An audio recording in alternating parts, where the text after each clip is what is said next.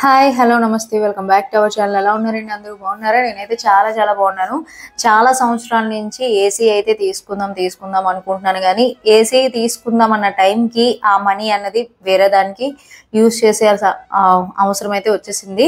ఎప్పుడు ఏసీ కొందామని చెప్పినా సర్లే, ఒక 4 రోజులు ఓపిక పడితే ఎండ వెళ్ళిపోతుంది, తర్వాత మళ్ళీ చల్లగా ఉంటుంది.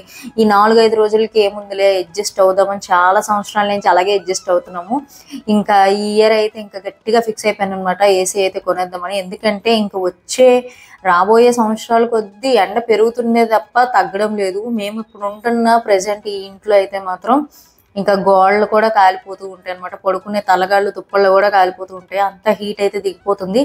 లాస్ట్ ఇయర్ అయితే చాలా నరకం అనుభవించాం మేమైతే. నాకైతే ఒంటి మీద ఇంత వాటర్ బబుల్స్ లాగా వచ్చేసాయి అనమాట. వేడికి ఉండలేక నేను ఏం చేశానంటే బొంత తడిపేసి వేసి దాని మీద పడుకునిపోయేదాన్ని.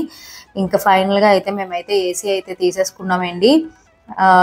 ఏం లేదు, మీతో షేర్ చేసుకోవాలనిపించింది, అందుకే నేను ఈ వీడియోని మీతో అందరితో షేర్ చేసుకుంటున్నాను. మా చింతలు ఎప్పుడు నా వెనకతలే ఉంటుంది.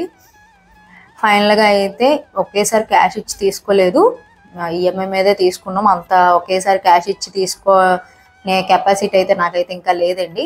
ఈఎంఐ మీద అయితే తీసుకొని ఇంకా దానికైతే మొత్తం అంతా ఫిక్స్ చేస్తున్నాము.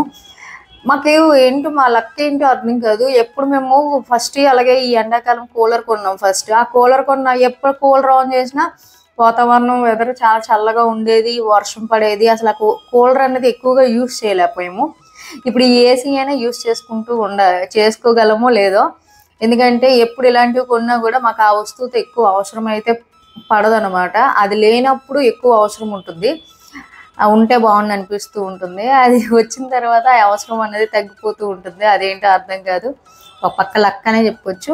ఎంత సంపాదించుకున్నా సుఖమైన నిద్ర, కడుపు నిండా తిండి లేని సంపాదన ఎంత సంపాదించుకున్నా నా దృష్టిలో అయితే వేస్టేనండి.